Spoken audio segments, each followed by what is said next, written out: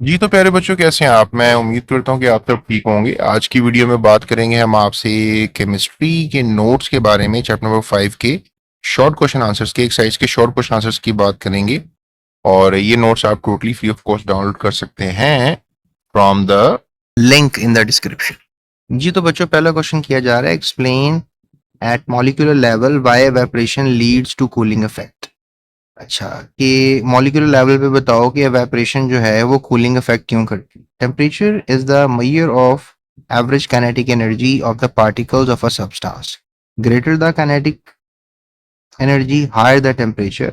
When particles having high kinetic energy escape from the surface of the liquid, the average kinetic energy of the remaining particles decreases. So temperature of the liquid decreases as evaporation continues. Liquid absorbs more and more heat from the surroundings. Therefore, the temperature of the surrounding also decreases. Hence, evaporation causes cooling. इसमें कहानी ये है कि अगर हमारे पास एक liquid का, let's say that China dish है, या आप हैं, तो जब आपकी बॉडी के ऊपर वाटर पार्टिकल्स होते हैं, वो जब एवेपोरेट करते हैं तो वो एनर्जी लेकर एवेपोरेट करते हैं। तो आपकी बॉडी पे एज अ होल जो एनर्जी है, काइनेटिक एनर्जी है, वो कम रह जाती है, और वो जो वाटर पार्टिकल्स हैं वो काइनेटिक एनर्जी लेकर एवेपोरेट कर जाते हैं, उड़ जाते हैं। तो दैट मेक्स एन आइडिया कि एवेपोरेशन से कूलिंग होती है बॉडी पे, या एवेपोरेशन से कूलिंग होती है इसकी सरफेस के ऊपर। तो इसलिए पानी भी, आप अगर रात को गर्म है ना आ रहा, तो आप रात सारी रख दें टब के अंदर, तो सुबह देखेंगे पानी भी क्या होगा, ठंडा हो जाएगा। नेक्स्ट क्वेश्चन है जी, explain why liquids with a stronger intermolecular forces tend to have lower rates of evaporation at a given temperature compared to the liquids with the weaker intermolecular forces। यानी कि एक्सप्लेन करें कि liquid जो हैं with a stronger intermolecular forces tend to have lower rates of evaporation, यानी कि जिनकी intermolecular forces stronger होंगी उनकी evaporation कम होगी at a given temperature compare to the liquids with a weaker intermolecular forces, जिनकी वीकर इंटरमॉलिक्यूलर फोर्सेस हों। जैसे फॉर एग्जांपल हमारे पास अगर यहाँ पे एक लिक्विड है, ठीक है, और इस लिक्विड का नाम है वाटर, और इसमें होती है हाइड्रोजन बॉन्डिंग, ठीक है। और एक और हमारे पास लिक्विड है, इस लिक्विड का नाम है इथानॉल, ठीक है, और इसमें क्या होती है, परमानेंट डायपोल डायपोल फोर्सेस, यानी पीडीपीडी फोर्सेस। अब इसके दरमियान जो एक ताकत है, और जो इसके दरमियान एक ताकत है मॉलिक्यूल्स के, इसके दरमियान हाइड्रोजन बॉन्डिंग है और इसके दरमियान परमानेंट डायपोल्स है। अब ये कमजोर है, ठीक है, that is a weaker force among intermolecular forces. Intermolecular forces में इसमें इसको वीक कहा जाता है, और इस फोर्स को जो है वो स्ट्रॉन्ग कहा जाता है, that's a strong intermolecular force, ठीक है। आईएमएफ इसकी क्या है, स्ट्रॉन्ग है।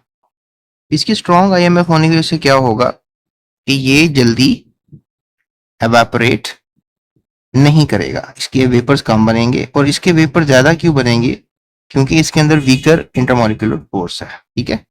बस ये बात आपने याद रखनी है, बाकी आप क्वेश्चन नोट डाउन कर लें। उसके बाद, one feel sense of cooling under the fan after bath. आप जब पंखे के नीचे जाते हैं तो आप कूलिंग महसूस करते हैं, कि जब हवा चलती है पंखे की तो आपके वाटर वेपर्स सारे के सारे बॉडी से मूव अवे करते हैं। तो जिस वजह से क्या होता है कि जो वाटर वेपर्स हैं वो आपकी बॉडी से काइनेटिक एनर्जी लेकर चले जाते हैं, और आपकी बॉडी की काइनेटिक एनर्जी कम हो जाती है। और डेफिनेटली जब एनर्जी कम होती है, हीट कम होती है, तो आपको कूलिंग महसूस होती है, ठीक है। तो this is the answer of this question, I hope you understand. उसके बाद क्वेश्चन है, dynamic equilibrium is established during the evaporation of a liquid in a closed vessel at constant temperature। यानी कि डायनामिक इक्विलिब्रियम पैदा हो चुका हुआ है वेपर्स के दरमियान और लिक्विड के दरमियान, ठीक है, एट अ कांस्टेंट टेम्परेचर। इसका टेम्परेचर भी कांस्टेंट लगा लें, ठीक है। टेम्परेचर जो है वो क्या है, कांस्टेंट है, ठीक है, एक्स टेम्परेचर है, कोई ना कोई टेम्परेचर है, ठीक है। ये डायनामिक इक्विलिब्रियम कैसे पैदा हुआ? देखिए, शुरू शुरू में ये होता है कि जब हमारे पास एक कंटेनर क्लोज जब कर दिया जाए, तो उसके अंदर जो वेपर्स पैदा हो रहे होते हैं, ठीक है, इस अमल को हम कहते हैं, वेपर्स पैदा होने के अमल को एवापोरेशन, ठीक है। और जब ये वेपर्स बहुत ज्यादा हो जाते हैं तो साथ साथ थोड़े से वेपर्स जो हैं वो कंडेंस भी हो रहे हैं, इस अमल को हम कहते हैं कंडेंसेशन। ओके, अब होता यह है कि एवेपोरेशन और कंडेंसेशन एक ही वक्त में हो रहे हो, लेकिन जब लिक्विड से वेपर बनने का अमल या वेपर से लिक्विड बनने का अमल, दोनों में बराबरी आ जाती है, यानी कि जितने वेपर्स इस वक्त सरफेस से निकल रहे हैं उतने ही वेपर्स वापस लिक्विड में भी जा रहे हैं। तो this is called dynamic equilibrium between the vapours and liquid particles. ठीक है, ये याद रखिएगा। तो यू कैन से कि काइनेटिक एनर्जी लिक्विड से वेपर बनाने में और वेपर से लिक्विड बनाने में बराबर हो जाती है। ठीक है, फिर क्वेश्चन किया जा रहा है कि the boiling point of water is different at Lahore and in मरी हिल्स। ये बड़ा स्टार क्वेश्चन है, बोर्ड में भी आता है। तो उसकी पीछे वजह ये है कि जो लाहौर में वेपर प्रेशर है या कह लें एटमॉस्फेरिक प्रेशर है 180 है, और वही अगर आप प्याला जाके मरी में बॉईल करते हैं तो ऊपर से एटमॉस्फेरिक प्रेशर जो है वो 0.92 हो जाता है। अब ये जो वेपर प्रेशर में कमी आई है, सॉरी एटमॉस्फेरिक प्रेशर में कमी आई है, इसकी वजह से जो लिक्विड का बॉइलिंग पॉइंट है वो मुतासर होता है। इसका बॉइलिंग पॉइंट 100 ही रहेगा क्योंकि 1 एटीएम पे 100 डिग्री पे पानी बॉईल करता है। जब एटमॉस्फेरिक प्रेशर कम होगा तो बॉइलिंग पॉइंट भी कम होगा, इसलिए ये 98 डिग्री पे बॉईल करेगा।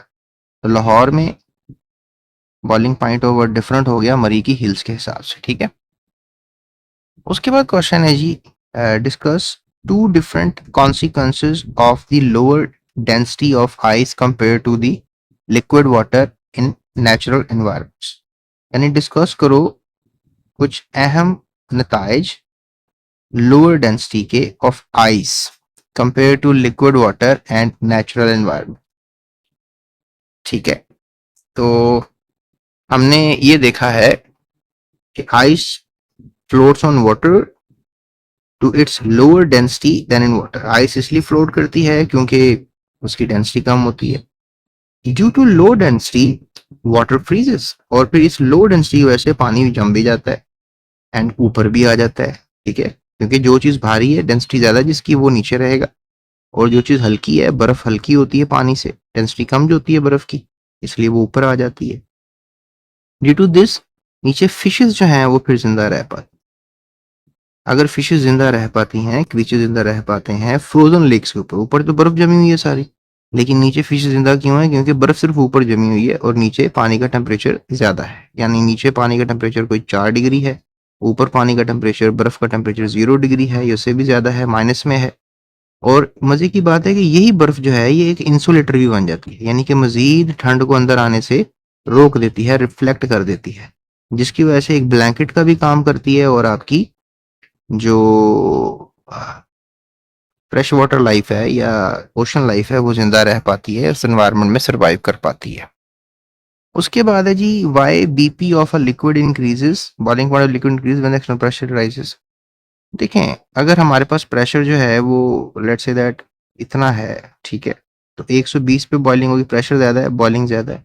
प्रेशर अगर कम कर दिया हमने तो फिर देखें बॉइलिंग पॉइंट भी कम हो गया, क्योंकि याद रखो ये जो हमारे पास लिक्विड होता है इसके जो वेपर्स होते हैं इनका बनना बॉइलिंग पे डिपेंड करता है, क्योंकि इन्होंने लिक्विड सरफेस ने प्रेशर लगाना है ऊपर ताकि वेपर निकल सके, और एटमॉस्फेयर ने प्रेशर लगाना है नीचे ताकि वेपर लिक्विड की शक्ल में ही रहे।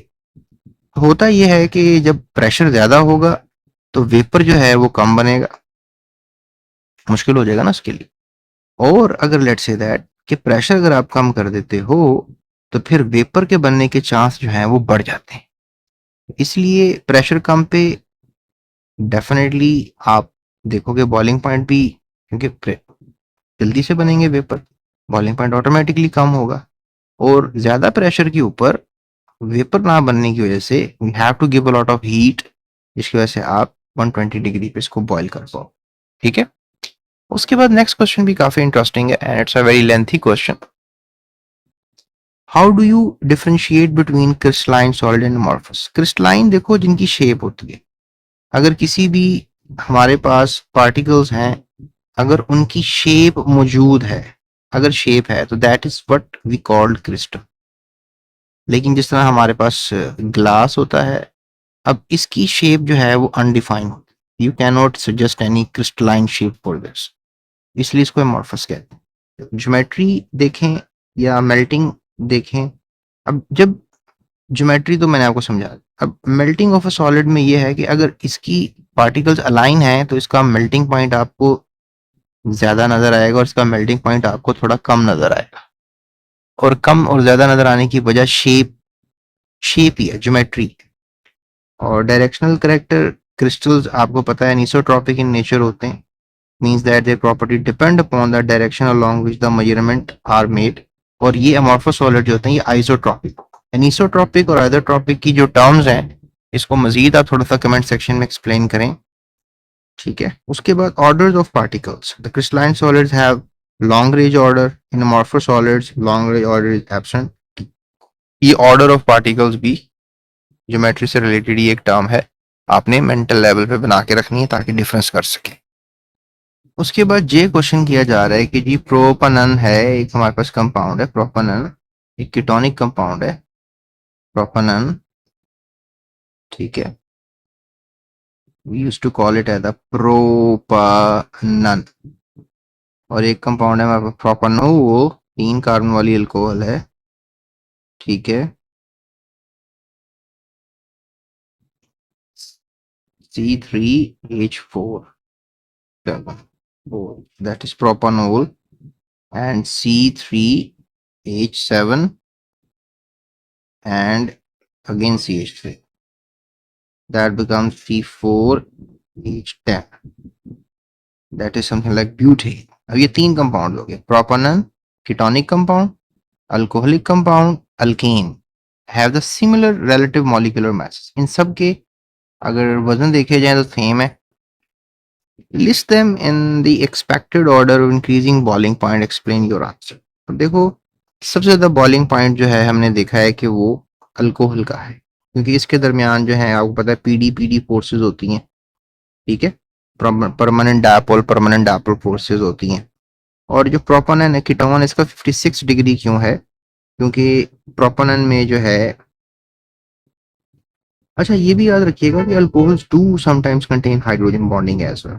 और इसमें जो है वो डायपोल इंटरेक्शन है जो हमारे पास प्रोपनन है. ठीक है. और जो ब्यूटेन है इसके अंदर वीक लंडन डिस्पर्जन फोर्सेस होती हैं, इस वजह से इसका 0 डिग्री से भी कम है. 0 डिग्री इसका बॉइलिंग पॉइंट है. ठीक है. सो ये आपने याद रखना है. उसके बाद hydrogen bonding is a stronger than the dipole interaction. So इसलिए हम कह सकते हैं कि भाई सबसे स्ट्रॉन्ग प्रोपानॉल का बॉइलिंग पॉइंट है और फिर इस तरह नीचे जा रहे हैं. उसके बाद अगला क्वेश्चन भी काफी इंटरेस्टिंग है कि discuss how hydrogen bonding is responsible for the relatively high surface tension of water. यानी कि हाइड्रोजन बॉन्डिंग जो है वो सरफेस टेंशन भी बढ़ा देती है. इसके पीछे क्या वजह है? देखो प्यारे बच्चों, सरफेस टेंशन का ज्यादा होना डेफिनेटली बॉइलिंग पॉइंट पर डिपेंड करता है, क्योंकि सरफेस टेंशन जो है वो एक डाउनवर्ड पुल होती है of water molecule at the surface. यानी कि यू कैन से कि ये वाटर मॉलिक्यूल्स हैं, तो वाटर मॉलिक्यूल जो नीचे वाले हैं ये इनको बेसिकली खींच रहे हैं अपनी तरफ, थोड़ा सा पुल कर रहे हैं. ठीक है. जिस तरह आप रस्सी को खींचते हैं, that is called pulling. This makes the water surface stretched and strained. अब ये इस वजह से स्ट्रेच एंड स्ट्रेन आता है हमारे पास लिक्विड में. So this downward pulling is due to the attraction of inner molecules through the hydrogen bonds. तो ये आप कह लो कि inner molecule of hydrogen bonds की वजह से ऐसा होता है. Since hydrogen bond in water molecules is very strong, hydrogen bond water molecule में आपको पता है हाइड्रोजन बॉन्डिंग पानी में बहुत ज्यादा होती है. So therefore downward pull is also strong, hence the surface tension is very high. तो जब हाइड्रोजन बॉन्डिंग स्ट्रॉन्ग होगी, सरफेस टेंशन भी स्ट्रॉन्ग ही होगी ना. याद रखो पानी में तो बहुत ज्यादा होती है सरफेस टेंशन बाकी लिक्विड्स की निस्बत.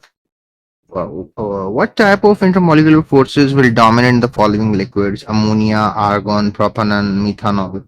देखो अमोनिया के अंदर जो है वो nitrogen significantly stronger electronegative element है. So therefore nitrogen of one molecule will develop hydrogen bond with the hydrogen of another molecule of ammonia. Hence ammonia is hydrogen bonding will dominate. Argon की बात करें तो argon is a noble gas and is non-polar. It will have London dispersion forces among its molecules due to non-polar nature. Hydrogen bonding and dipole-dipole interactions will not be present. उसके बाद ये propanone को देखें, acetone होता है इसका, ये formula it has, ये भी फार्मूला जो ऊपर मैंने आपको बना के दिया था, that is the structural formula of propanone. तो इसमें it has polar carbonyl compound, ये पोलर कार्बोनाइल होता है, due to this group propanone will develop dipole dipole interaction. उसके बाद मीथानॉल आ जाता है, methanol it in methanol a strong electronegative O is present, thus oxygen atom of one molecule will form a hydrogen bond with the hydrogen of another methanol molecule. This methanol chiefly has hydrogen bonding. तो ये इसके respected reasons हैं जो मैंने आपको पढ़ के बता दिए हैं कि क्यों आखिर इंटरमोलिक्यूलर फोर्सेस डोमिनेट करती हैं लिक्विड्स में।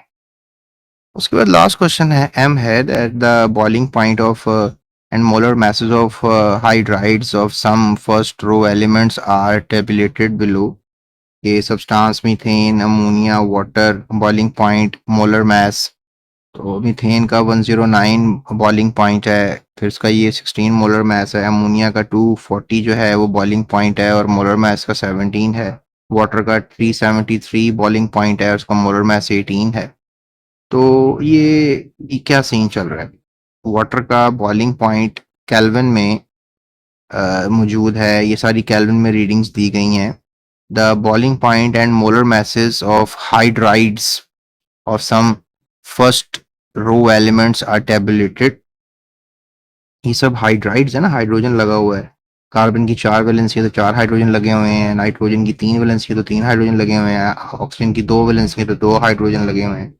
So just the reason for the difference of the boiling points in terms of their type of molecules involved at the nature of the forces present between them. देखो प्यारे बच्चों, इसका जवाब मैं आपको ये बताऊंगा कि जो कार्बन, नाइट्रोजन, ऑक्सीजन है ना, अगर प्रेजेंट हो सेम पीरियड में, आपको पता होता है प्रोडक्ट टेबल की, of these carbon has the least electronegativity and oxygen has the highest. So carbon, nitrogen, oxygen, इसमें कार्बन की सबसे इलेक्ट्रोनेगेटिविटी कम है और ऑक्सीजन की सबसे ज्यादा। So carbon is symmetrical and non polar molecule, methane एक सिमेट्रिकल और नॉन पोलर मॉलिक्यूल है, therefore has a weak London dispersion forces and hence its boiling is very low. अब अमोनिया को देखिए, इसकी बॉइलिंग काफी कम आपको डाटा में नजर आ रही है ना यहाँ पे। अब अमोनिया जो है, due to the high electronegativity of nitrogen, it develops hydrogen bonding among its molecules. The ammonia can form one hydrogen bond per molecule, hence its boiling point is higher than methane, क्योंकि इसकी electronegativity तो carbon से ज्यादा है, सो इसलिए इसका boiling point भी आपको ज्यादा नजर आ रहा है, केल्विन में है ये। और वाटर जो है उसमें हाइड्रोजन बॉन्डिंग है, जिससे सबसे ज्यादा बॉइलिंग पॉइंट आपको नजर आ रहा है। ठीक है, तो प्यारे बच्चों, ये थी हमारी आज की वीडियो जिसमें मैंने आपको सारे शॉर्ट क्वेश्चन आंसर्स करवा दिए हैं about chemistry, 11th chemistry chapter number 5। And मजीद वीडियोस के लिए चैनल के साथ रहिएगा। नेक्स्ट वीडियोस में भी इंशाल्लाह आपको नोट्स में मिलेंगे और इसके अलावा आंसर्स भी मिलेंगे। और अगर आपको पूरे चैप्टर के नोट्स चाहिए तो थोड़ी सी अमाउंट पे करके और नोट्स हासिल कर सकते हैं। So that's it, thank you so much, अपना ख्याल रखिएगा, ज़्यादा चैनल को सब्सक्राइब कीजिएगा। अल्लाह हाफिज़।